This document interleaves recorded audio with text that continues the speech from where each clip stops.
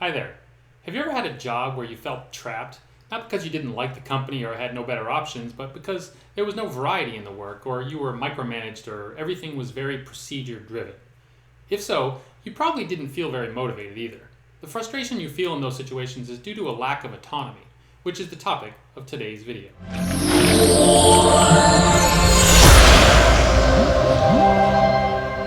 If you've ever worked at a large company, and probably even if you haven't, you've heard corporate buzzwords like empowering our people. You've probably also heard of company initiatives like flex time and casual Fridays. Those initiatives are usually well-intentioned attempts to provide autonomy to their employees. Unfortunately, they are also often ineffective at achieving the desired result. Even the words empowering our people implies that management has all the power and they are being gracious by sharing some of it with the people doing the work. So, what does autonomy really mean then? And why is it important? Well, in 1985, two professors at the University of Rochester, Edward L. Deci and Richard M. Ryan, published a model of human motivation called self-determination theory. Deci and Ryan explained that human beings have fundamental emotional and psychological needs that support mental well-being and inspire motivation. The degree to which those needs are met determines the level of motivation that you can sustain over long periods of time. In the context of self-determination theory, autonomy represents your ability to choose not only the things you do, but the way in which you do them. The employee engagement and empowerment trend of the last 15 to 20 years is an attempt to meet this basic human need for autonomy. Unfortunately, many of the initiatives put in place by companies don't provide true autonomy, or at least not very much of it. Let's face it, does being on an employee concerns committee or being able to wear jeans to the office one day a week really make you feel like you have any more control over your work? It's basically like putting a Band-Aid on a gaping wound. Recently, some companies have taken a dramatic new approach to employee autonomy by abolishing work schedules altogether. This radical shift is championed by authors Callie Ressler and Jody Thompson in their book, Why Work Sucks and How to Fix It. They created the idea of what they call a results-only work environment, or ROE.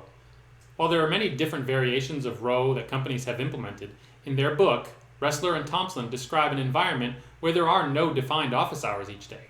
In fact, there is no requirement to go to the office at all. Employees are measured purely based on the results they produce, not on how many hours they spend doing it or where they get their work done. They are given wide latitude to determine how they accomplish their responsibilities. A results-only work environment is based on two fundamental truths. One, people are happier and more motivated when they have a high level of autonomy, and two, the market rewards results, not activity or busyness. Obviously, it's not as simple to implement as I make it sound here. There are dozens of different situations, organizational structures, and customer requirements that can make implementing a ROE difficult, although usually not impossible. It's also critical that employees are given very clear objectives and that progress is measured on a regular basis. I'm not going to dive into those issues here, as that's not the point of this video. However, Ressler and Thompson do a very good job of addressing many of the common questions and objections in their book if you want to learn more about this concept. So why is autonomy effective at improving motivation? Everyone has different learning and working styles.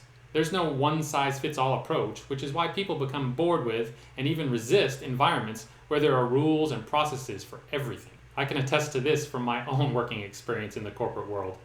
It is the same reason why people can't stand being micromanaged and why being an entrepreneur or a freelancer is so appealing to some people. On the flip side, when people are simply given an objective that they're responsible for and the latitude to decide how they'll accomplish it, they are usually much happier. As an added bonus, they'll often figure out an efficient way of doing it that's better than the official way that's described in the procedure. The results-only work environment has had a positive impact for both employees and companies around the world, and the results speak for themselves. So, you may be asking yourself, how can you build autonomy into your own life?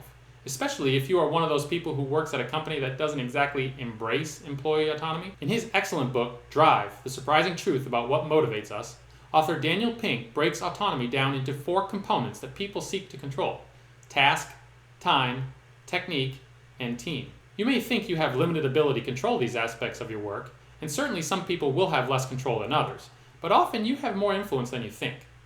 For the task component, you can usually affect the types of things you work on, even if that means taking on additional duties that aren't part of your core job function, but that you find interesting. Most people have some additional capacity to take on extra work without creating a different problem of workload. And your manager and coworkers are usually more than happy to unload some of their work onto you if you ask. If you're a hardworking, conscientious person, most managers will also give you some flexibility on both your work schedule, the time part, and the way you get your work done, the technique part. If you present a strong case for why you will be more effective and happier by making a few small changes to the way you work, and by the way, you should frame it to your manager that way, most reasonable people will be willing to let you give it a try, even if it's only on a trial basis. It goes without saying that you then have to deliver on your promise and prove that it can work. Even better though, if you can frame the situation so that your manager can take credit for it as a productivity improvement for their team after you prove the concept, he or she will be more likely to buy in. And as an added benefit, if it does work out and they start giving everyone on your team the same freedom, your relationships with them will improve because you were the one who took the initiative to get them more autonomy too. But it will never happen if you don't ask. Finally, the people you work with, the team part, has a significant impact on your satisfaction and motivation at work. The ability to influence this aspect of autonomy can prove more challenging than the others, but that doesn't mean you don't have options. If your job involves participation in short-term projects, often you can influence which projects you work on, either by simply volunteering or by letting your manager know your preferences. Some companies allow community service type committees to meet during normal working hours. If you have an interest in any of those organizations, you could carve out a few hours each month to spend time with people and doing work that is more fulfilling. If your manager is the problem, it may require you to look for another position, either within the company or elsewhere, depending on how badly you want to change your situation. The bottom line is, if you take responsibility for your situation and are proactive, you can improve one or more of the elements of your autonomy. It won't happen overnight, but you're not powerless. Ultimately, if you are able to make positive changes to your task, time, technique, and team, you will experience a significant improvement in both your satisfaction and your motivation at work. I hope you liked this video. Please consider subscribing to my channel. Thanks for watching.